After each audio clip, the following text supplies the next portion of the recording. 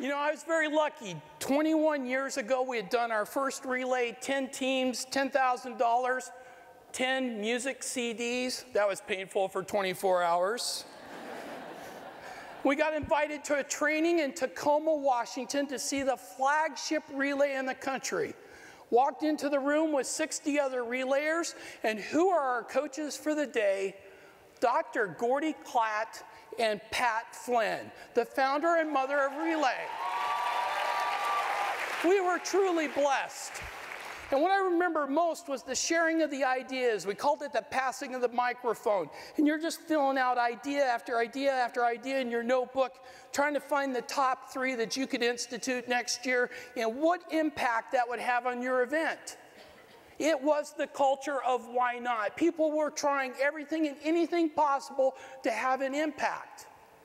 But I do remember there was a table in the back of the room, and they didn't quite feel the love. And so about a third of the way through the training, someone had presented a great idea, and this hand goes up in the back of the room, and this woman goes, "We couldn't do that in our community." I thought, geez, that's sad, because that was a really good idea. And ideas kept flowing forth, and we hear another great idea. She's raising her hand again. That would never work in my community. And at that point, we're going, I wonder what that community is. Keeps going on and on. Someone shares this great idea. Her hand goes up again. She goes, "We most certainly won't be trying that in my community." You know who she was. She's Margaret. If you don't know who Margaret is the president of the Can't Do It Club. Can't do that, can't do that, can't do that, because that was your idea, not mine. She is the antithesis of the why notters. And I realized something about Margaret that day. Margaret feared failing. And she defined failing as trying something and not having it work out. But I realized the relayers in the room did not look at it that way. They defined failing as not trying to do something. That's the difference. So we were exposed to leadership principles that day and what it meant to be a relay leader. What were our principles, our values, those truths that we operated off of? And we used to work them into all our trainings, but over the last few years, it's just kind of slid to the side. I don't know, maybe we thought all of you understood what all that knowledge was, but we're bringing it back out again. I want to thank the 5D work group for all of their input as national volunteers into this. We hope you find something of value in this old tribal knowledge. How do we lead relay? That's the question. This is our starting truth. We are not here to manage relay events. We are here to lead the global movement to eliminate a disease. That's our purpose. We will take every tool available from the American Cancer Society to do that. Mission activities, advocacy, making strides, determination, whatever it takes. We were blessed that Dr. Gordy Klatt was an American Cancer Society volunteer, and we got Relay, the best tool ever designed to inspire and motivate communities to take up the fight. It's about a community that takes up the fight. Our vision is clear and it is simple. To provide every community that wants a relay. And in those communities, to reach every survivor and caregiver we can. All we ask as a community is that you commit to the American Cancer Society and its mission to save lives. Commit to forming a committee. Commit to bringing the passion and motivation to eliminate a disease. That's what we ask. In turn, you must reach every survivor and caregiver in your community every year. Why? Because we know Relay saves lives. We know cancer survivors that will fight to live another 3 months to walk our tracks. We know we inspire, we heal, we provide hope. It is a gift. It is a lifeline. Who would we not give that to? But here's the cold irony. If we walk into our relay season and we say for any given event that our goal is just to get 5 more teams and 20 more survivors, are we not starting out of the gate saying we're not going to try to reach everyone? Aren't we morally obligated to try to reach everyone? Now, someone I'm sure is thinking right now that it's just not realistic. One man running around a track for 24 hours wearing short shorts, leading to the largest international movement in the history of mankind, the largest nonprofit activity in the world. That is not realistic. Relayers create their own reality.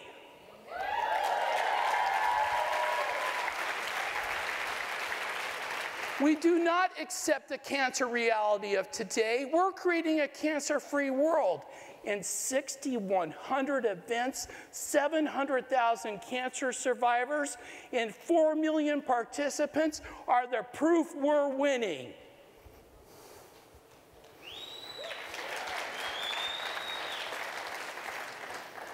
Our approach: think annual, think long-term, think big. I don't think anybody in this room would argue with me that we operate Relay annually. All our goals, all our systems, all our structures are set up to drive Relay annually. And that's correct, because in any given year, we have to reach the most amount of people possible, raise the most amount of funds, have the greatest impact. We'll not dispute that. But here is another irony. To actually maximize your impact in Relay in any given year, you have to plan ahead. What are you putting into place, investing this year, that may not pay off in this year, but will give you the bang for the buck the next year, and the year after that? We used to operate that way. You would go out and try to recruit teams and sponsors and media, and if it came down to the point you couldn't convince them, you'd at least say to them, look, Al, you may not want to do it this year, but come out to the event, come to our opening ceremony, see the survivors walk, and let's talk. And you would get these people lined up to come out to your event, and you know what happens. They transform. They get it. They see what happens. And you got them as teams and sponsors and promoters for the following year. And then, year 2, you've maximized your Relay. Long-term thinking, going big. The Tacomas, the Gwinnett's, the Southampton Beaches, the Bakersfields, the Virginia Techs of today, they inspired us. They started small, they got big. Now, does that mean we can all get that big? I don't know. Why should we draw that line in the sand? I'm going to leave that up to every community out there what they want to do, but I know this for sure: we can be the biggest not-for-profit activity in any community where we're at. We can do that.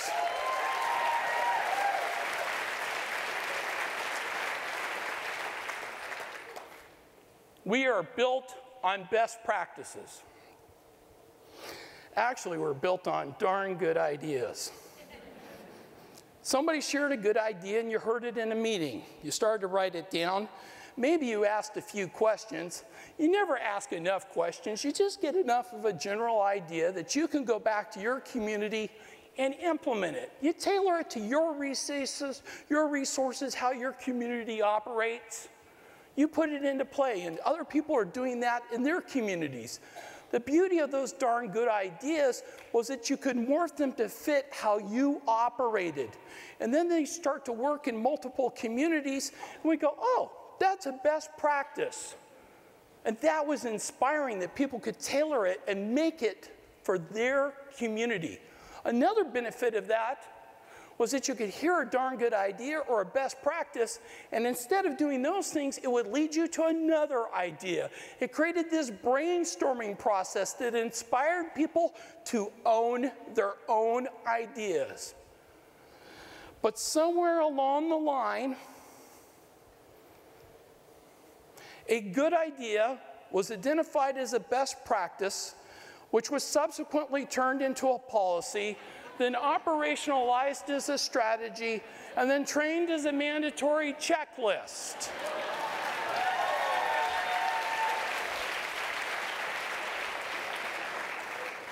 Now, I'm not here to say that there are not situations when this might work, but in general, this was the antithesis to our best practice culture. It was about taking the kernel of a good idea and making it your own. The joy of Relay was being creative and figuring out how to solve your problems. You didn't want to go into a situation when everyone was telling you what to do. It wasn't supposed to be a second job. It was supposed to be a passion and a way of life. Value the volunteer staff partnership. I love this quote. You couldn't tell who the volunteers were, you couldn't tell who the staff were, and you know what? It just didn't matter.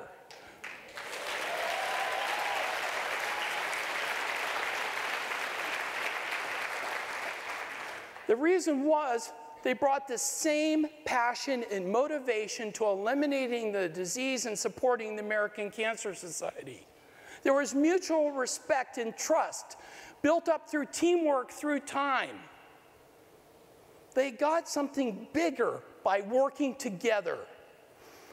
Now, along the line, somebody decided the way to translate this was to create checklists. One for the staff, one for the volunteers. You do this, I do that. We thought maybe that clarification would lead to more trust, more responsibility. When actually what I think it led to was people not working together. We have to return to this basic leadership philosophy of Relay. Empower everyone. We used to have a nationwide volunteer that just banged this drum every time we got together. Let's quote, never tell people how to do things, tell them what to do, and they will surprise you with their ingenuity. You know who said that? General Patton. Go figure. The kernel of what inspires everybody in this room is to figure out the how to do it. But this is what happens. We've seen it in our pilots. We've seen it in our marketing research. We don't have enough conversation around what to do. We don't have a shared understanding between a chair and a subcommittee chair on what it is they're supposed to accomplish. So something goes wrong, a ball gets dropped, and someone says, we can't do that. We've got to have a checklist. We need systems in place. We can't allow failure. And so we design all our systems and support around preventing the mistake. It's an interesting process and path to go down, but here's the reality. There's always going to be the ball that drops. You can't predict all of it. You can't stop it from happening. And if you gear all your resources to stopping that, what you just forgot is you had 99 people that did you right. They hit it out of the park. They took responsibility. They created the how to do it. We need to build our systems of support for those 99 people and not worry about the ball dropping. Empower the people that are doing it right. Build relationships. If you've been in the American Cancer Society for any period of time, you've heard us talk about relationship building. But some of this seems to be on autopilot at the moment. Not sure why. Maybe we're just not talking about the basics of it anymore. The point of relationships is to value people for who they are, not what they do for you. Value people for who they are, not what they do for you. Connect with them by sharing your story of cancer and ask theirs. Make that emotional connection.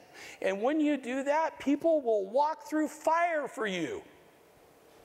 We've got to return to that type of relationship building. Follow the 5 Ds, those historical best practices that have been built by relayers through time. And within each of these Ds is the 6th D, mission. But are we doing it anymore? We need to. Now, I could do a half-an-hour presentation on the 5 Ds. I'm not going to. But you notice there is one common term in all of this. Development. This was a long-term approach, not annual.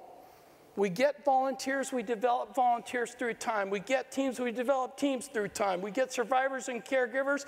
We take them from walking around a track, we get them on teams, they become team captains, they sit on our committees. It was a long-term approach to developing relay. We're in it in the long haul. I forget which relayer said it, but he said, you know what, even after we cure cancer, we're still going to be relaying to celebrate the fact we won.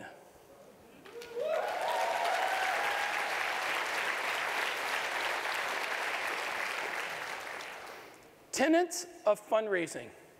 We used to talk about this stuff a lot. I don't know, I guess we thought everybody understood it, had to work on other problems. It's time to return to some of these messages of old. Every contribution matters. It doesn't matter what someone gives. What matters is that they gave. The largest contribution I ever received in the American Cancer Society happened one afternoon. The 70-year-old woman wandered into the office. I could tell she was having a rough life. Her wool coat was falling apart. And she said she was there to make a contribution. And we were like, that's great, thanks. Glad you came in. And she goes, I'd like to make it to Relay for Life. At which point we were kind of dumbfounded because Relay had been around only 2 years, and frankly, nobody knew about it. And we were just trying to figure out, how did she hear about it? And out of her pocket, she pulls out this folded envelope. And she pours these coins on the counter, and it's 3 quarters, a dime, and 2 nickels. 87 cents. That's all she had to give. That was like me clearing out my checking account and writing a $500 check that week. And we thanked her, and it was so inspiring to see somebody step up to the plate like that. It was the right thing to do. And we realized years later it was the smart thing to do because she left us her home, and her home was beautiful. You never know what people will do. Don't predetermine what someone will give you. If you ask for $5, you will get $5. Ask for 10, you'll get 10. We are not here to put a dollar value on someone's memory, someone's grief, or someone's hope. We will leave that to the contributor. Now, someone's going to say out there, I tried that before, and they just didn't know what to give. Well, the thing is, they just want to know on average what everybody else was giving so they can match that or do it better. They just don't want to embarrass themselves. So if you told them, yeah, on average, I'm getting 20 bucks from other people if they ask, you're going to get 20 and then some. If you had started the conversation with 5 bucks, all you would have gotten was $5. Anyone can be a fundraiser. Relay is unique. And most nonprofit organizations, they're looking for niches and demographic profiles and psychographic profiles, and they're trying to figure out who's going to be the best fundraisers, and we're going to groom them through time. In Relay, we just want people with passion. We're going to treat them all the same, we're going to motivate them, and we're going to see where it goes. And in that environment, folks, miracles happen. At this one event, 2 of their top 10 fundraisers each raised $10,000 a year, year after year after year. But this is what was unique. Both these gentlemen were mentally disabled. No other group would have targeted these gentlemen as fundraisers, but when they came to Relay, they became part of a family. They knew they were being valued as individuals fighting back against cancer, and nobody was judging them one way or another. One of the gentlemen, unable to drive, would walk from community to community to community to get his contributions. He'd walk into a business, he'd tell them about Relay, he'd say, hey, you want to be a sponsor? He'd try to do the sponsor package. He'd say, you want to have a team? He'd tell them about having a team. Can you donate some money? He's asking for money. If nothing else, he was always walking out with something for his raffle basket. And he'd go on to the next town. The week later, he'd come back to the same businesses again, walk in through the door and go, hey, have you thought about being a sponsor? You want to have a team? Do you have some money? No? If nothing else, buy a ticket for the raffle basket with your stuff in it.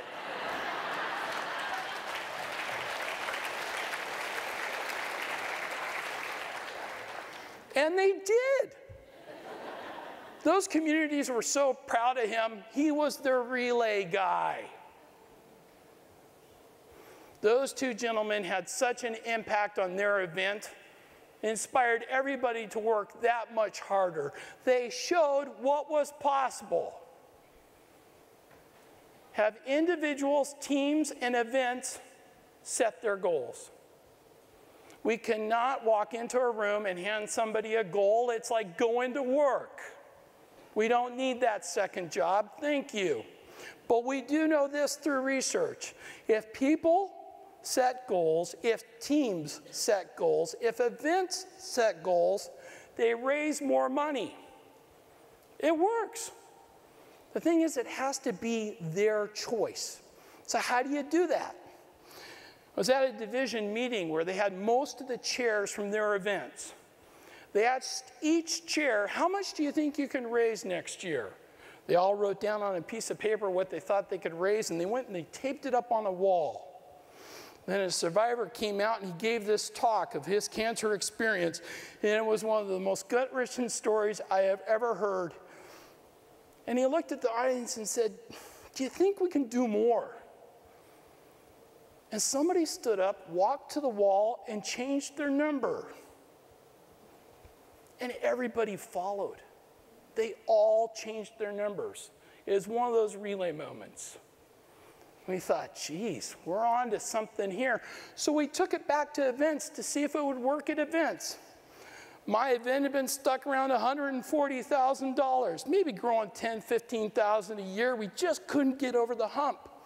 We invited the teams to come for our kickoff, got most of the teams there. We said, hey, how much do you think you can raise next year? And they wrote it down, they put it up on a wall. We had a cancer survivor speak, and then she looked at everyone and said, do you think you could do just a little bit more? And somebody got up and changed their number, and they all followed. It was one of those moments.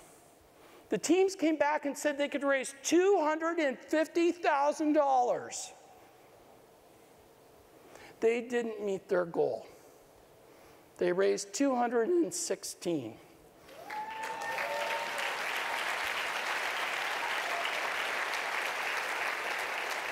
So we thought, you know what, let's at least try it again one more year. We went back, went through the whole process again. The teams come back and they go, we can raise $500,000. And they're screaming and hollering and hooting. And you're like, wow, what is going on here? But I'm here to tell you, they failed again. They only raised $440,000.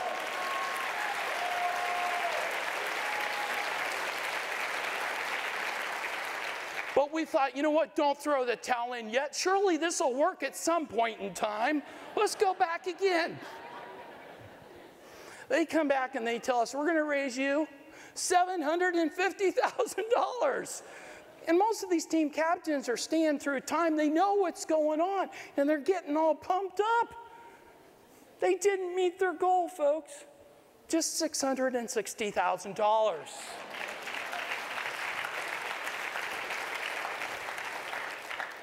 Oh, what the heck? Let's go try it one more time. $1 million. They went crazy. They failed one more time. They only raised $716,000 in a county that had 45% of the population living at the poverty line or below with no frickin' economy and not a very large population. But yet they could raise $716,000 because that's what they chose to do. See, for these people, the only goal, eliminate cancer. The fundraising numbers, steps. So we have a decision to make. Do we lead our relays as a global movement to eliminate a disease, to inspire people and motivate people to dream big, hope big, relay big, to stretch and go where they haven't gone before? Or are we here to manage our relays with checklists in hand, holding our breath, hoping we don't fail? That's our choice.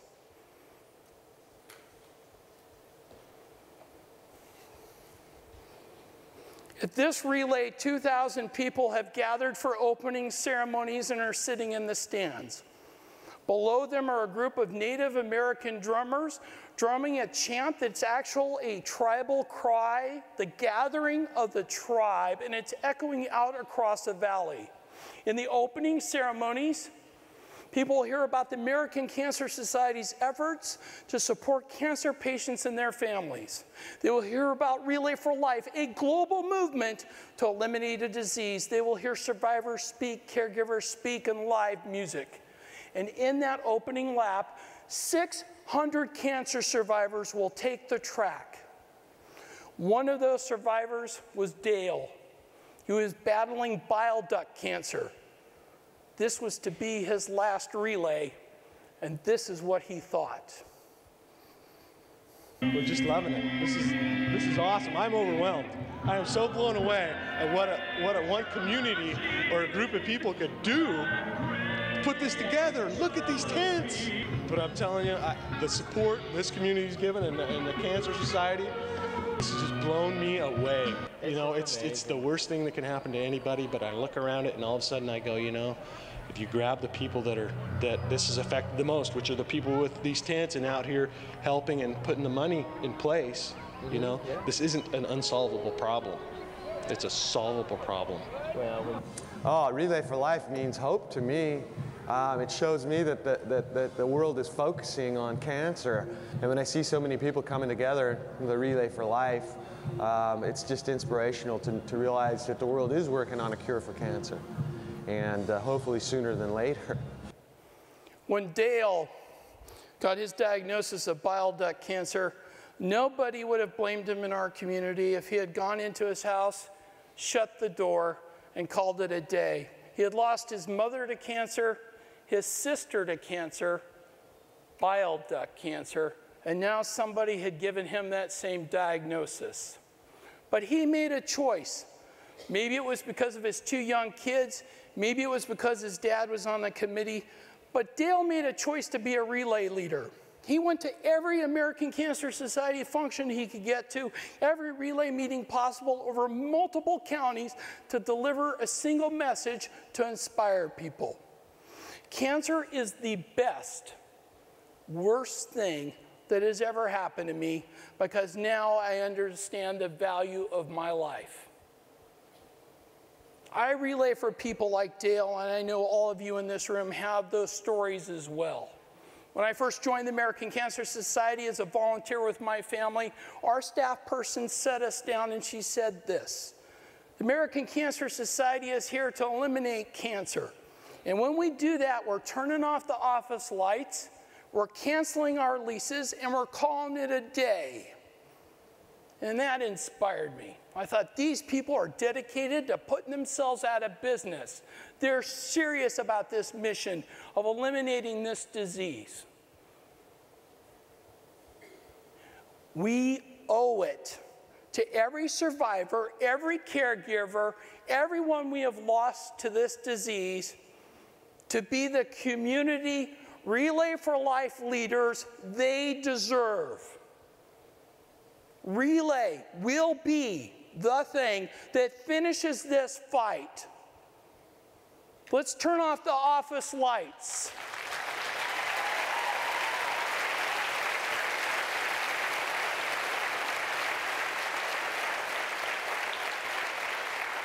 My name's Marty Coelho. I work for the American Cancer Society, and I'm proud to be a relayer. Thank you.